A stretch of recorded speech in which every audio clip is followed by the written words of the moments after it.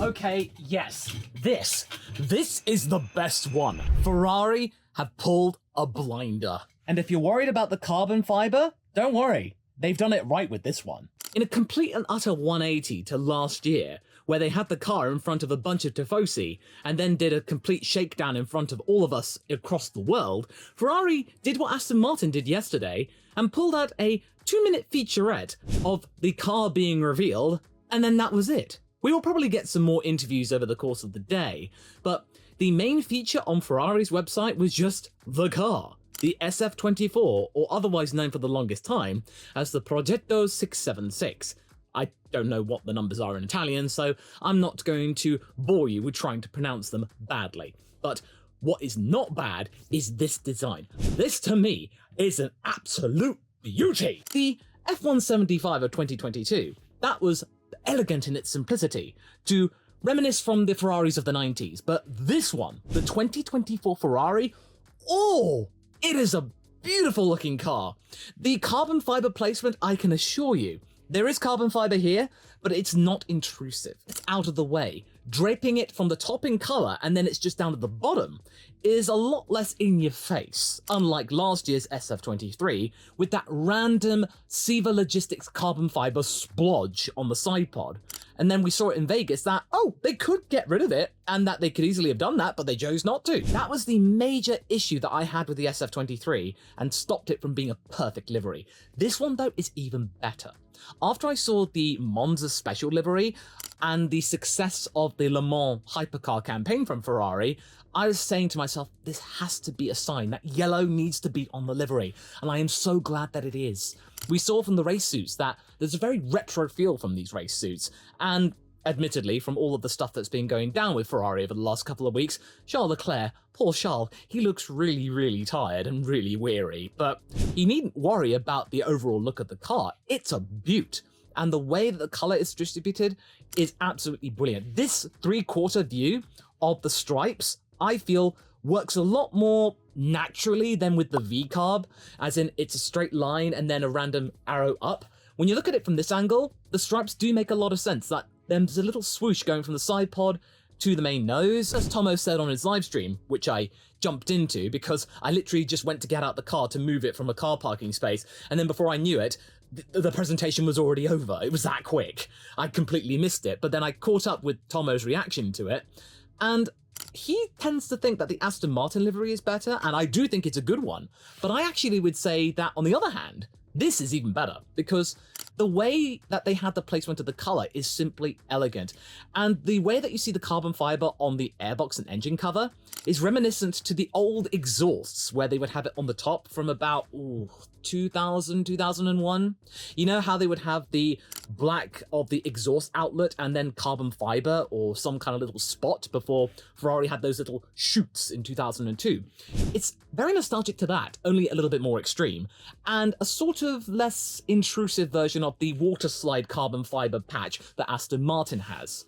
Now, I know I'm not exactly being technical here, but I'm more of a designer in terms of overall colors and liveries and stuff, so that's what I specialize in. So I can't necessarily tell you about all of the extra features that the Progetto 676 has had, but what we do know is that they got back the downforce that was lost from last year's car and then some. So this looks like it's going to be a fast car, and I think what I really love and I find really satisfying is that, yes, the front wing end plates do have color, but the color continues from the nose onto a main patch of the winglet or some of the surface area of the front wing, so it's all one cohesive patch.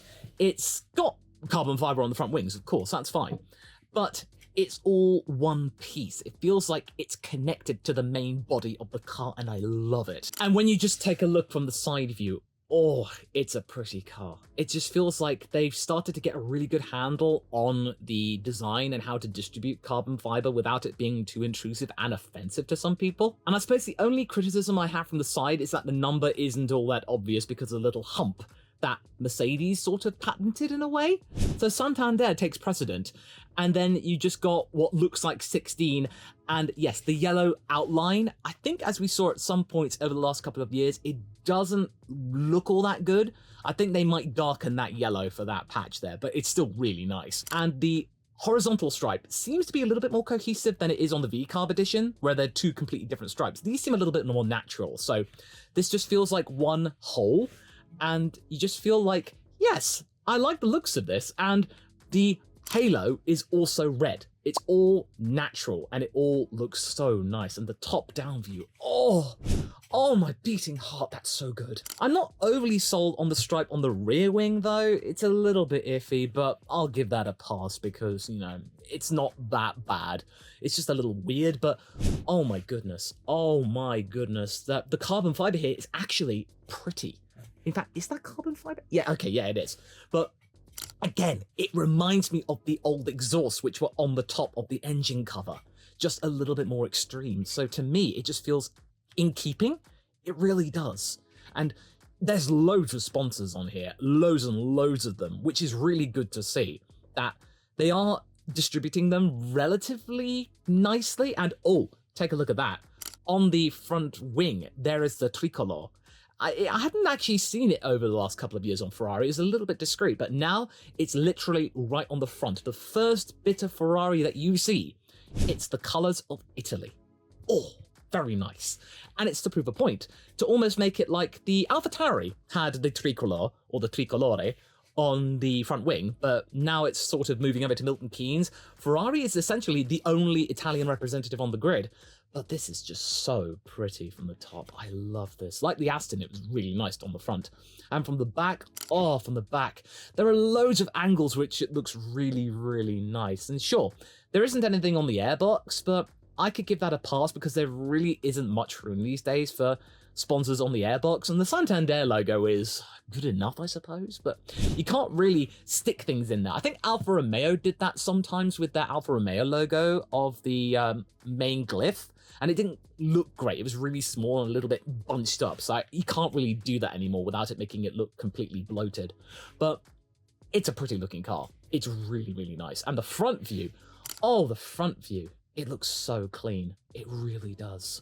Every single angle just looks at least good or very good. Some views, like the 3/4 view from the top, excellent. Absolutely excellent. This is easily my favorite, and I am just so pleased to see it. And the race suits, again, they look really clean and different.